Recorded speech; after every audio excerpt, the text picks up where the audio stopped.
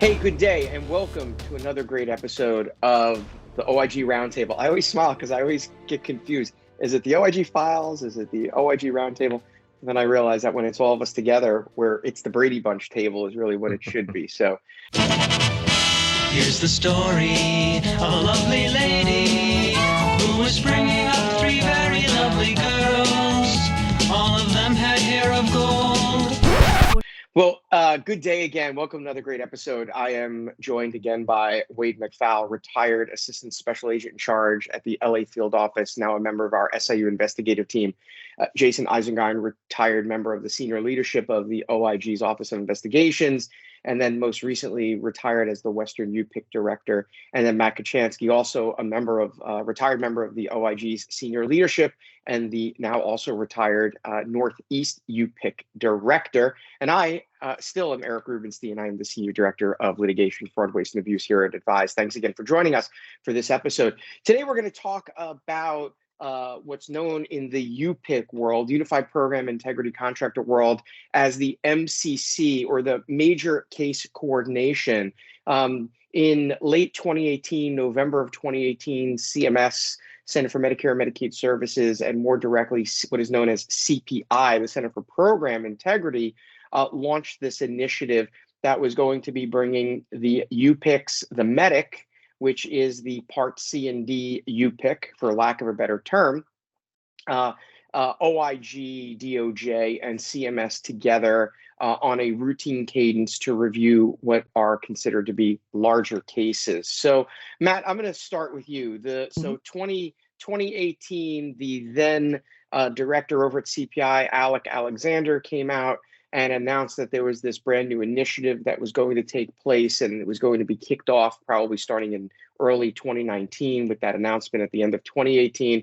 The MCC was put into the Program Integrity Manual. You can find information about the MCC within Chapter 4 of the Program Integrity Manual about what the MCC is. But give people that are tuning in, what is the MCC and what was its original purpose? Mm-hmm. Sure. A little background.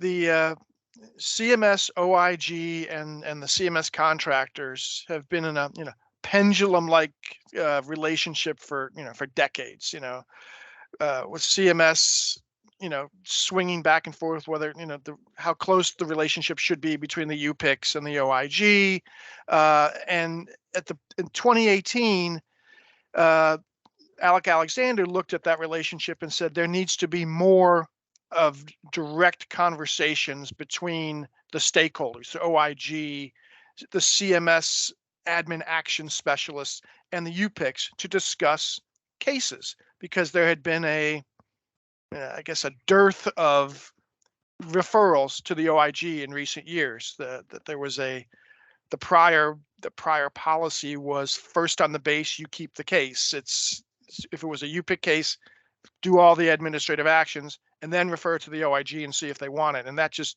didn't generate any positive referrals. So Alec wanted to change that and have discussions during the course of the investigations to see whether or not the OIG would want them or not, or to see if they were more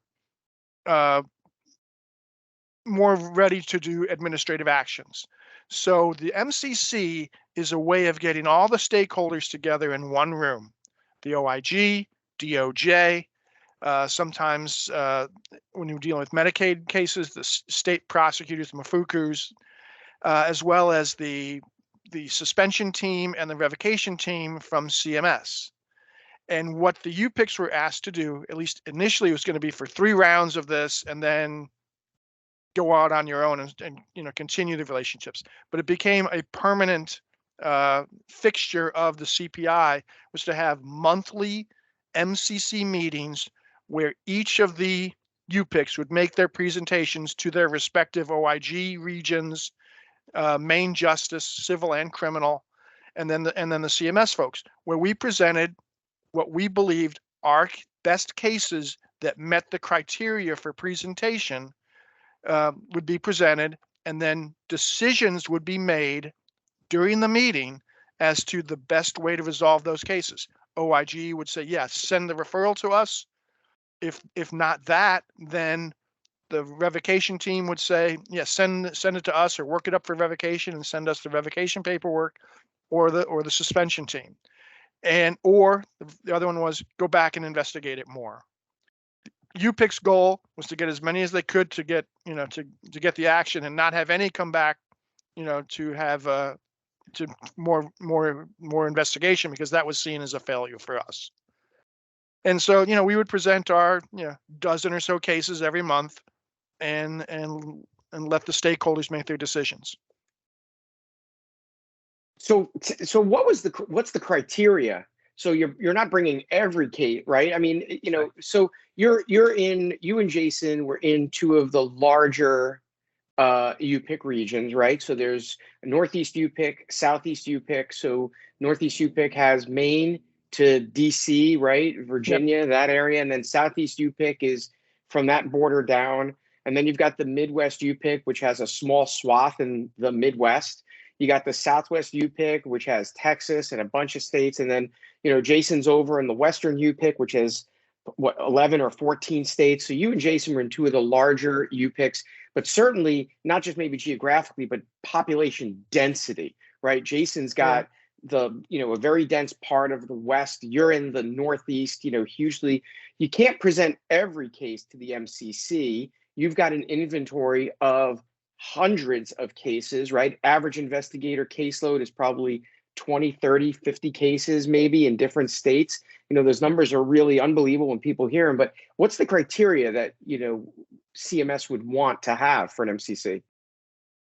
It was to present the cases at the earliest possible time where they met the criteria for CMS to take a suspension action, a revocation action, or where the evidence that we've collected through whatever means, interviews, medical review, would be of interest to the OIG, that there's a probable cause, not probable cause, but at least evidence of credible evidence that fraud had been committed, so that the OIG would be interested in those things. Right. And so it was, it was our strongest cases at that time. The earliest possible time, get it in there as fast as possible, kind of handcuffed the UPICs a little bit, because we didn't, we wanted to get the cases in there quickly, because we'd be, criticized as why wasn't this presented last month when you had this evidence? So, kind of, some of these cases were very immature when they were presented, but it was with the evidence, the bare evidence that was needed to make that criteria of interest of the OIG and the CMS ingrained criteria for suspensions and revocations. So essentially, the criteria was clear as mud, as far as what the top of the cases. There weren't any thresholds or that. So Jaysen, I want to take that and I want to bring it over to you, right? Because now you're on the other side of the country in a UPIC that is equally inundated with cases and the like. What did you see as some of the challenges when you are being put in front of the MCC kind of committee and panel? And just to give people a flavor, the MCCs were held in a kind of war room at CMS's headquarters in Woodlawn, Maryland. And it's essentially, I would go there, and to me, it was always like when you're going to NASA or you're watching the launch of something, there's multiple rows of kind of low-walled cubicles where everybody has a computer monitor and everybody plugs their laptop in, and there's maybe 40 or 50 people that are sitting at this like DEFCON 3 situation, and everybody is feverishly typing away, clicking and doing things, and you can't. What are they clicking at? What are they typing? What is all of this fever stuff? But so that's the landscape, right? It's like we would say in the NYPD world, the NYPD Blue World, it would be ComStat, right? It's you're going in there and you're presenting your findings and you're talking this, and then you're getting beaten up about why you didn't get this or didn't get that. So Jay, you're sometimes doing these remotely, sometimes you're going there. I'm not sure if it's worse to get a beating over Zoom or if it's worse to get a beating in person, but what are some of the challenges that you found in selecting the cases that you were going to have to present on behalf of the Western UPIC?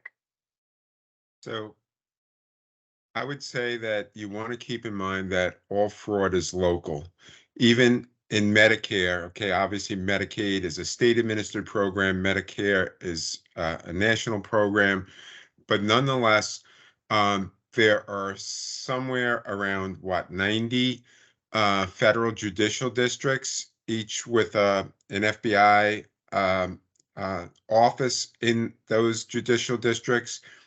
OIG certainly at one time had presence in an office in every state, and that reduced over time, but nonetheless, it's obviously has a national footprint and responsibility for addressing fraud and abuse in Medicare and Medicaid nationally. So, but having said that, yeah, in Southern California, where there just are more hospices than anyone would ever need, and uh, but then you also have the responsibility of having to assess situations in less populous states, whether it be Montana or Wyoming or North Dakota, and it's hard to compare the even in Medicare, a national program, the fraud that might be occurring in a less populous state with a state like California. And so, but yet the judicial districts there are, equally responsible for mitigating fraud and abuse in healthcare in their respective jurisdictions. So, you'd have to work it up so that it was clear that even if the dollar amount didn't rise to the level of, let's say, Southern California, it was still important in the context in which it was occurring. And so that concept was somewhat difficult to deploy and maintain.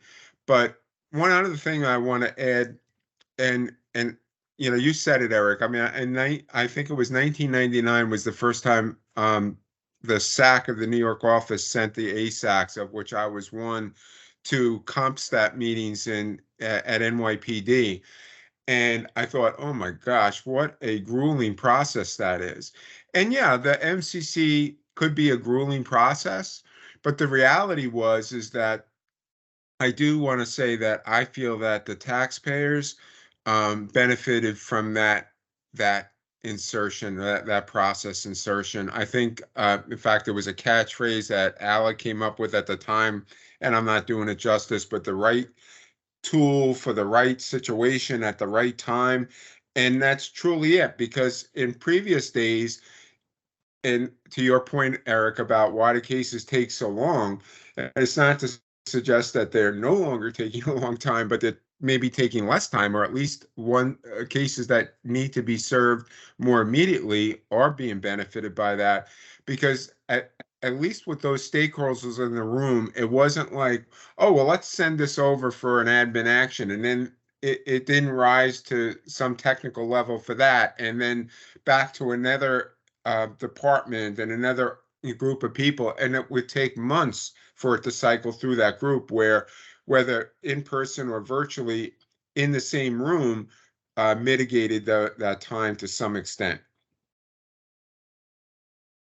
Yeah, I mean, it's a lot to digest, because the MCCs are here to stay, right? I mean, they're an integral part of what the UPIC's roles are. And I think that there's a place for it. So Wade, I want to go to you, because one of the things that the MCC actually does, which I think can be brought into individual SIUs, right? So one of the things that we do here at Advize is we do a lot of these SIU process improvement reviews, right? Come in and kind of look under the hood. What's working, what's not working, where do we think some efficiencies can be derived? A lot of that comes down to training and education. And I've said this before, we've done some training where we go out and we have 20 SIU investigators in a room, and you ask a question about something and you get 20 investigators giving you 30 different responses to how they do something. So there's no consistency across the board, where there should be. But, one of the things that the MCC, I think, theory can bring, or the premise of the theory of what it is this within an SIU, the collaboration, right? So, you're doing a lot of work on the SIU side now, And as a manager at the OIG, you would kind of see what all of the cases were that your squad was working on. And so, one of the things that comes to mind for me from a process improvement perspective is that an MCC type scenario within an SIU creates that collaborative effect, which helps to move cases quickly. So I just want to turn it over to you to talk a little bit about that. Yeah, I mean, the MCC was not operational when I was in ASAC. It happened after I retired, but I did see it from kind of a couple different angles because I was with the medic at the time. I was with Health Integrity, later Clarent. So I participated in MCC meetings and in presenting cases, but also kind of observing the whole process and realizing how much it was an important kind of aspect to move the cases along. So I would attend the meetings when I was presenting, and then I would kind of look at them from, the way it worked was maybe, first of all, they're several hours long. They were pretty intense. It might be a 3-hour meeting. So it would be like, okay, the Southern California ASACs are going to start, and they would basically have 1 or 2 agents present stuff, and then it would go to another region. Maybe Dallas would have 45 minutes or so, and then it would go to New York.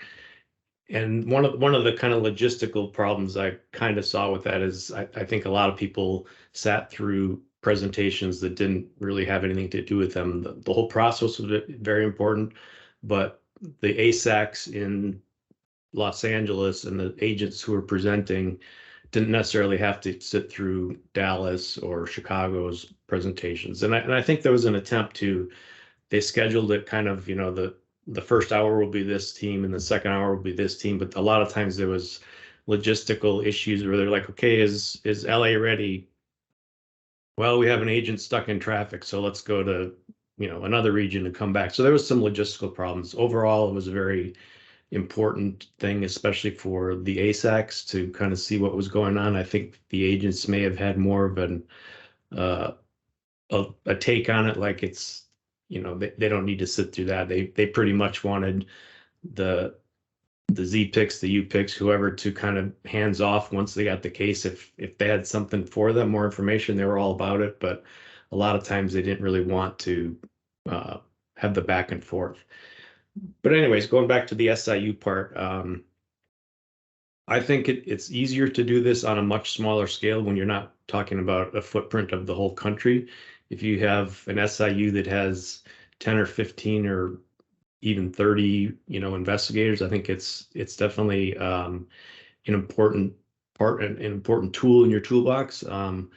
The SIU that I've been working with, we haven't really done it that much, but I think it's mainly because there's been a lot of turnover, hence the reason for a lot of Advize people working there. So it's been kind of a turbulent kind of atmosphere, and it really hasn't been happening. But surprisingly, this week it wasn't strictly an MCC, but it was like an all hands meeting. We discussed different things, and I think it's kind of morphing into where it is going to be more like an MCC. Everybody talked about we should be doing this more on a monthly basis. So I think, although we haven't really been doing that, I think as of this week in the meeting and everybody thought it was very beneficial, I think we're going to be doing more of that.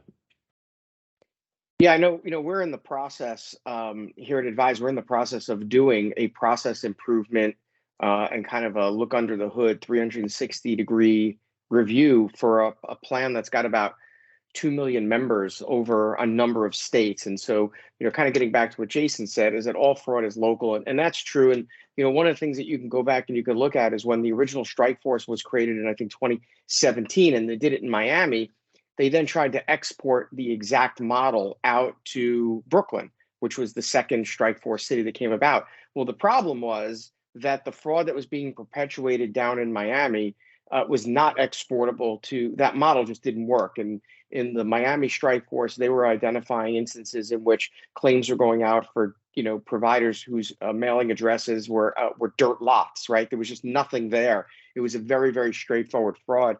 Whereas in Brooklyn, we were shocked to find it was actual fraud being perpetuated in buildings and things of that sort. So that locality is an important piece. And what we've been suggesting to our SIU process improvement clients that we're doing work on is some version of the MCC. And I guess it didn't really hit me until the other day that we've been talking about doing an MCC with them, but just not calling it the MCC. But it's essentially the same thing. And I think what you're, to your point, Wade, is when you've got the ability to have those meetings internally, you can discuss what may be a case I've got where there's a similar code, a similar scheme, it's a similar something that may be in a position to help you kind of spearhead getting that investigation going, which kind of gets back to the whole discussion that we always have is why do cases take so long because of all of these kind of back end pieces. So I want to switch gears a little bit. I want to spend the last bit of time that we've got talking about something that I think very few people really understand or know about unless you've worked them from the inside. And that's something called an immediate advisement.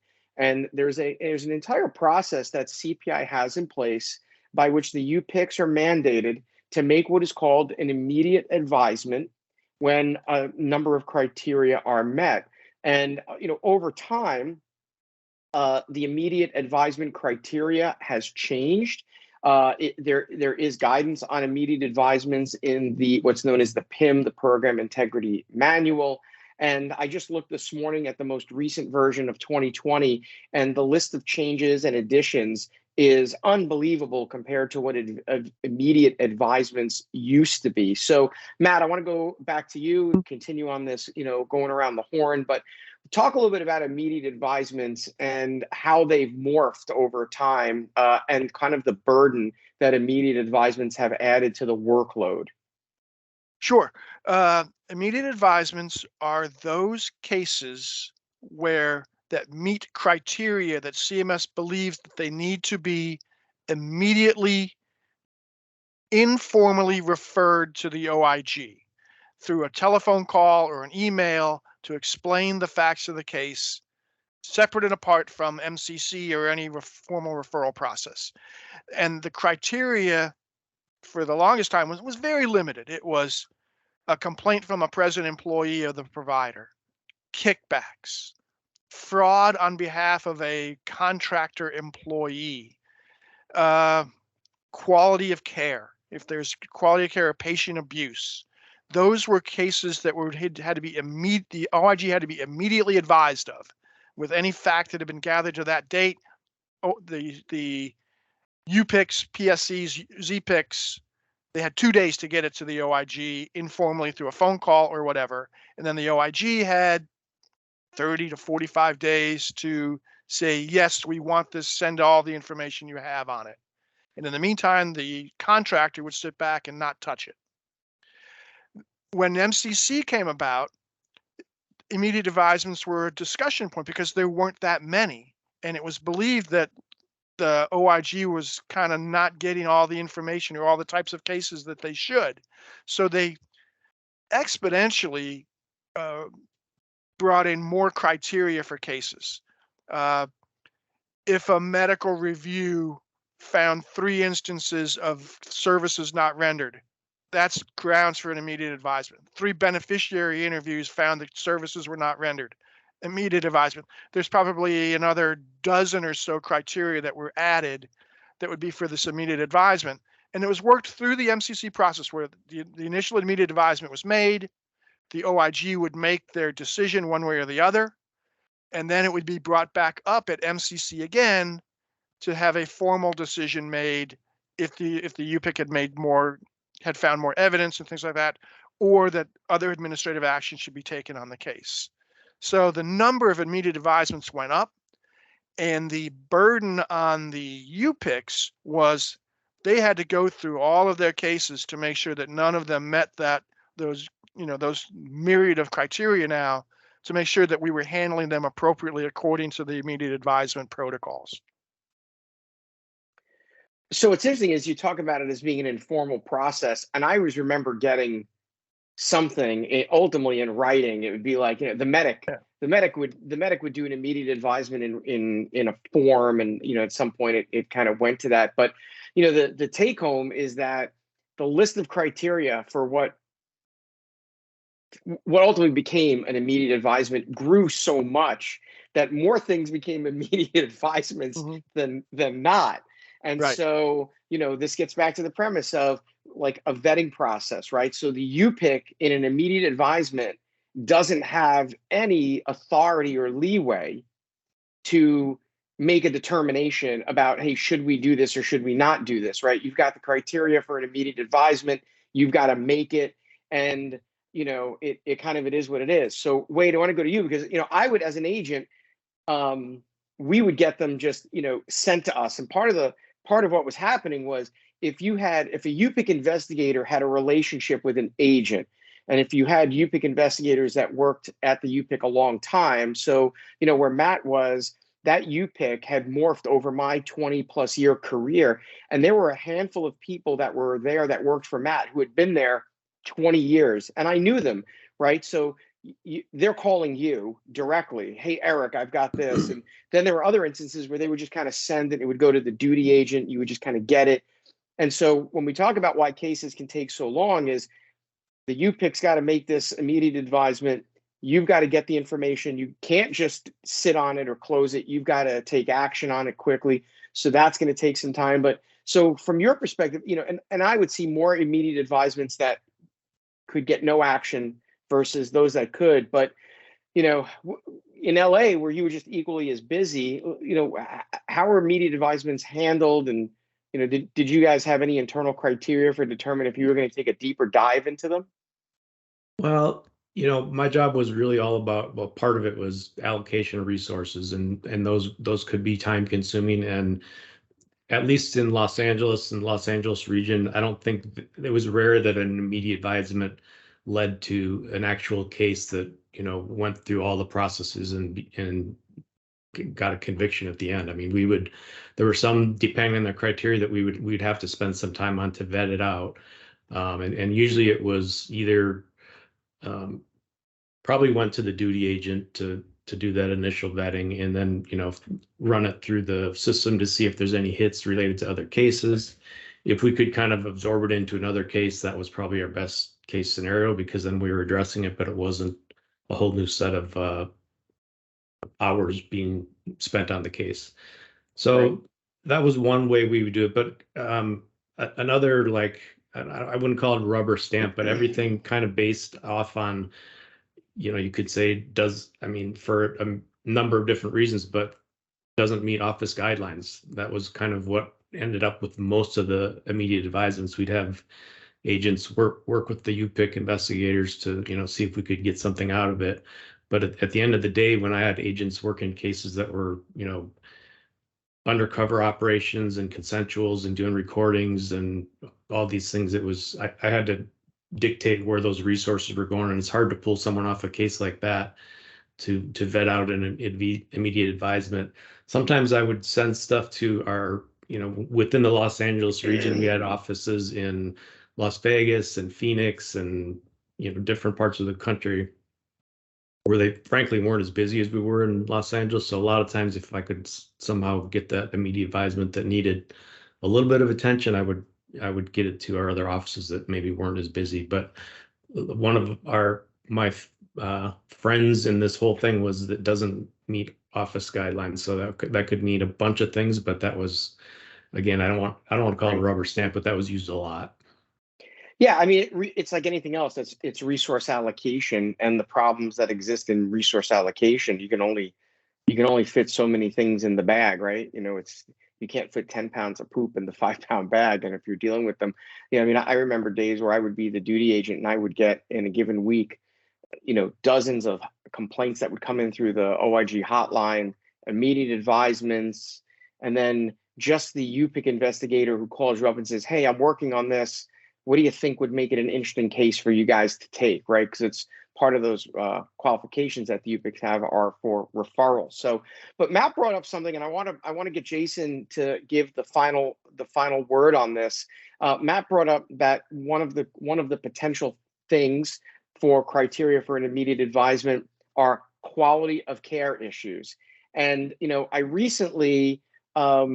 recently interviewed for a couple of things. I was involved with the ACFE Fraud Magazine, where we talked about Medicare Advantage fraud, but that kind of parlays into potentially some quality of care. And then I was recently on a podcast called The Whistleblower with a lawyer who's doing a bunch of hospice fraud cases. And I was just interviewed for a documentary that's going to be done on hospice fraud. But the prevailing theme in a lot of these conversations is fraud that's outside of the typical things, right? In the hospice world, we see a lot of it as kickbacks, signing people up for hospice who shouldn't be there. But, there's always this prevailing discussion, and you see this a lot in the world of skilled nursing facilities and the like, is quality of care cases. And, when I got hired, OIG didn't really work quality of care cases because most of them were assaults on patients in nursing homes, terrible things, but things for which there was no federal statute. The closest thing I think that ever came up in any discussions regarding quality of care was this False Claims Act premise of worthless services, that the services they got in the care of the nursing home or the hospice were so poor that it amounted to a worthless service. But Jay, I want to turn it over to you as kind of the final thought, is just your take on this whole premise of quality of care and how either it should be addressed, like where is it lacking, and really when you get quality of care cases in at a UPIC, and even when you were managing and supervising cases, like what are your thoughts on the whole premise of quality of care as an investigative area for the OIG? Well, first, I do want to say that there was nothing more fun than to watch Eric as the duty agent, because it's like taking a hyper puppy and put it in a confined space. It was almost sad in a way, but okay.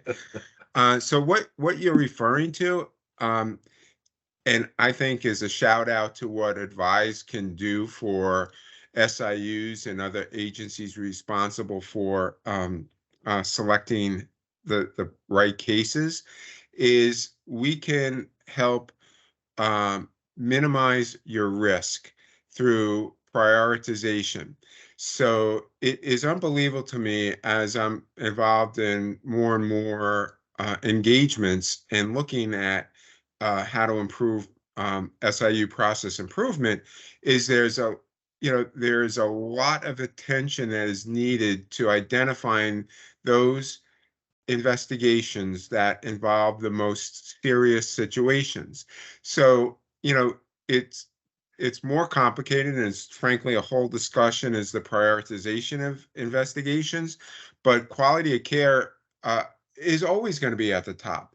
If you're an SIU, and having taken a couple of compliance introductions to different SIUs, it's very clear SIUs have the mindset that the health and welfare of their members is a prime concern. So not having a methodology in place to identify those qualities of care that have a substantial risk of being a true vulnerability, just get thrown in the heap of other hundreds of investigations that just can't be gotten to immediately. So identifying things like that, starting with quality of care, is truly very important. One other quick shout out to an old person, as I just looked it up, and there are 94 federal judicial districts. So, woo! I mean, the long-term memory is still operating well. So thank you, Eric. Well, so I'll say that it was close enough for government work, but I knew it was 94. I didn't want to correct you because, I just like his little off-the-shoulder T-shirt. It looks pretty good there. Yeah, I didn't want to. It's like an episode. It's like watching Flashdance, the senior citizen version.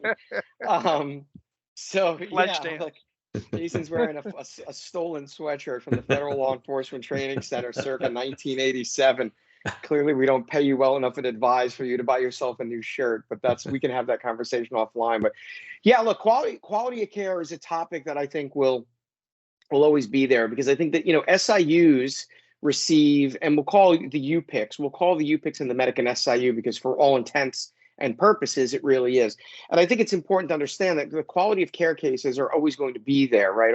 There's always going to be some issue with that, and it's just how do you address it. And I was asked, what my thoughts were. I said, well, the first thing is that the federal government needs to come out with some legislation that either creates an environment to criminalize or tightens up something from a regulatory perspective under the False Claims Act for something like that. But where Jaysen is making the point is from an SIU management perspective, and we're seeing this because we're doing this pretty frequently now, where we're coming in to these small and medium plans, and now we're getting into some of the larger plans, and kind of helping them with retooling their already working systems, because it's not a matter of dismantling. It's really just a matter of coming in and saying, where can some of these process improvements be made? Things like us helping with coordinating some criteria for creating an internal version of an MCC, particularly with larger plans in which you've got people working around the country. And we've actually talked about this on a previous podcast, but it's an important piece of the puzzle. If you're an SIU with hundreds of investigators across the country, you've got to be able to have coordination for these things, even smaller SIUs that cross states and regions. So the quality care thing is not going to go away. I think the challenge that the OIG has always had is when a quality of care case comes in as an immediate advisement, like, what do you do with it?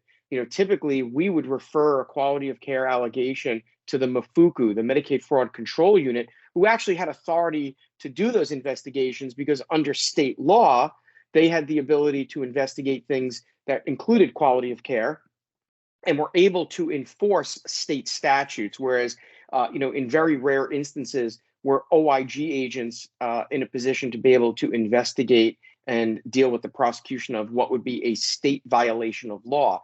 What a lot of people don't realize is, as an OIG agent, the mere fact that you have a badge and gun that says you're a federal law enforcement officer doesn't inherently give an OIG agent the authority to investigate a federal, state, or local crime.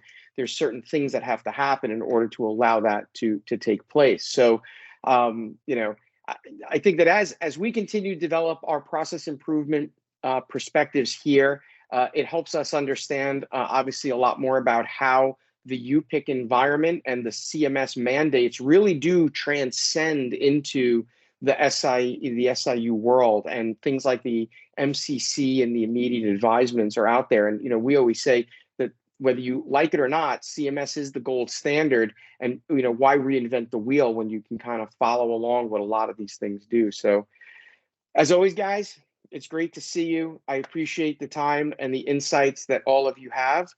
So we'll see you guys on the next episode. If you do not get our newsletter and you're looking to get our newsletter, which has the link to these podcasts that we do, you can send us an email at hello@advize, ADVIZE, health.com. Also, catch us on LinkedIn. We've got our next LinkedIn Live coming up in February.